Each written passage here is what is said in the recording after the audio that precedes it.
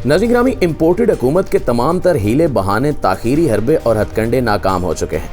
कप्तान की चाल के सामने इनके सारे अरमानों पर ना सिर्फ औस पड़ गई, बल्कि ख्वाबों और ख्वाहिशात का जो महल उन्होंने बनाया था उसकी इमारत भी धड़ाम से ज़मीन बोस हो गई। मुल्क तेजी से नए इंतखाबात की तरफ बढ़ रहा है। अगले आम इंतखाबात की राह हमवार हो चुकी है। अब सिर्फ खैबर पख्तूनख्वा और पंजाब में इलेक्शंस नहीं होंगे, बल्कि पूरे मुल्क में एक साथ इंतखाबात कराए जाएंगे। GHQ से ग्रीन सिग्नल मिल चुका है। तमाम फ्रीकैन को बता दिया गया है कि हर सूरत मार्च में आम इंतखाबात करा दिए जाएंगे, ताकि सियासी अदम इस्तेहकाम और गैर यकीनी सूरत हाल का खात्मा हो। जनरल आसिम मुनीर कमान संभालने के बाद से इन एक्शन है और बड़े फैसले लिए जा रहे हैं। अगले 4 दिनों में 2 मजीद जर्नैलों के घर जाने की इतलात है। शहर इक़्तिदार के बाखबर हलकों में इस खबर ने खलबली मचा दी है। चहमगोइयां की जा रही हैं कि अब किन 2 जनरल्स को घर भेजा जा रहा है। क्या जनरल आसिफ गफूर की भी छुट्टी होने वाली है? ऐसे बहुत से सवालात ज़हनों में सर उठा रहे हैं और आज की इस वीडियो में हम इन सब सवालात पर तफसीली डिस्कशन करेंगे और इस मामले से जुड़े कुछ अहम हकायक भी आपके सामने रखेंगे कि इन जर्नैलों को घर भेजने में हुकूमत और वफाकी काबीना का क्या किरदार है।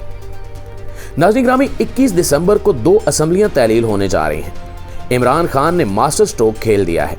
कप्तान ने एक तूफानी यार्कर से 2 विकेटें उड़ा दी हैं और अब इसके साथ ही PTI की जानिब से ऐसे इकदाम किए जा रहे हैं जिससे फौज और अदलिया से महाज आराई और कशीदगी में कमी हो और दोनों जानिब से एक दूसरे के इकदाम पर एतमाद बढ़े। इमरान खान ने वाजे कर दिया है कि इन एस्टैब्लिशमेंट से जो तहफ़्फ़ुज़ात थे वो बतौर इदारा फौज से नहीं, शख्सियात से थे और इनके किरदार पर उंगली उठाना या सवाल करना इनका आईनी और जमहूरी हक है। जहां तक बतौर इदारा पाक फौज का ताल्लुक है तो इस पर इमरान खान का एक वाज़े और 2 टोक स्टैंस रहा है कि इदारे शख्सियात से बालातर होते हैं और इन्होंने हमेशा ही इदारों की मजबूती की बात की। दोस्तों, एक और अहम डेवलपमेंट भी आपसे शेयर करते चले कि GHQ की जानिब से साफ लफ्ज़ों में इस टब्बर को बताया जा चुका है कि हर सूरत मार्च में इंतखाबात करा दिए जाएंगे, जिसके बाद इन्होंने भाग दौड़ शुरू कर दी है। वज़ीर ख़जाना इसहाक डार ने सदर ममलिकत आरिफ अलवी से राब्ता किया।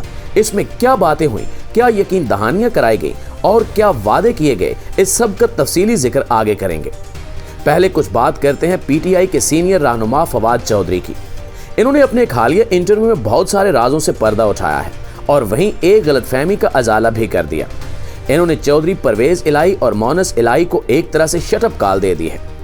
फवाद चौधरी ने कहा कि हमेशा कहा जाता रहा कि 2018 इलेक्शन में एस्टैब्लिशमेंट ने हमारी मदद की थी। ये बयानात ना सिर्फ उस वक्त की अपोजिशन या PDM जमातों की जानिब से दिए जाते रहे, बल्कि PTI हुकूमत के अपने इत्तेहादी भी इसी किस्म के इल्ज़ामात लगाते रहे हैं। तहरीक अदम एतमाद के दिनों में चौधरी परवेज इलाही ने पहले जनरल फैज़ हमीद पर इमरान खान की नैपियां बदलने का इल्ज़ाम लगाया। फिर मोनस इलाही ने दरिया का रुख PTI की तरफ मोड़ने का गैर ज़रूरी बयान दोहराया। ताज़ा इंटरव्यू में चौधरी परवेज इलाही ने फिर कहा कि इन्हें PTI का साथ देने का रास्ता जनरल कमर जावेद बाजवा ने दिखाया। अब इसकी वजाहत तो खुद जनरल बाजवा साहब को करनी चाहिए कि इनकी रुखसती के साथ ही इन पर इस किस्म के इल्ज़ामात लगाने का सिलसिला शुरू हो गया है। फवाद चौधरी ने कहा कि 2018 के इलेक्शन में एस्टैब्लिशमेंट ने हमारी किसी किस्म की कोई मदद नहीं की थी। जाली और झूठा बयानिया बनाया गया कि इमरान खान किसी के सहारे से इक़्तिदार में आया। हालांकि हकीकत ये थी कि RTS बिठाने का सबसे ज़्यादा नुकसान खुद PTI को उठाना पड़ा। इनकी दर्जनों नशिस्तें छीन ली गईं। जो उम्मीदवार अब तक जीत रहे थे, सुबह उन्हें हरवा दिया गया। इसके बावजूद बिलावल भुट्टो समेत उस वक्त की अपोजिशन जमातें इमरान खान को सिलेक्टेड का ताना देती रहीं। PTI की नशिस्तें क्यों कम की गईं और इसे क्यों हरवाया गया, इसका जवाब हमें तहरीक अदम एतमाद के दौरान मिल गया था।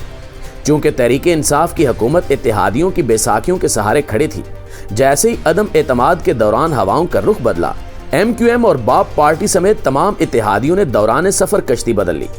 वैसे 2018 में PTI की कम नशिस्तें देखकर तमाम सियासी पंडित भी यही तज्जिया कर रहे थे कि असल हाथ तो तहरीक इंसाफ के साथ हुआ है, क्योंकि उस वक्त भी मुल्क में सबसे पॉपुलर लीडर इमरान खान थे। नाज़रीन ग्रामी, जैसे हमने आपको बताया कि बड़े घर से साफ तौर पर बता दिया गया है कि मार्च में इंतखाबात कराने हैं। इसके बाद हुकूमत ने इमरान खान की मिन्नत समाजत शुरू कर दी है। हुकूमत की जानिब से PTI से बाज़ाब्ता राब्ता हुआ है, जिसमें हुकूमत ने हर मुमकिन कोशिश की है कि ताखीरी हरबे इख्तियार किए जाएं और किसी तरह इंतखाबात को मुलतवी करा दिया जाए। PTI रहनुमा फवाद चौधरी ने तस्दीक कर दी है कि हुकूमत की जानिब से हमसे राब्ता किया गया है।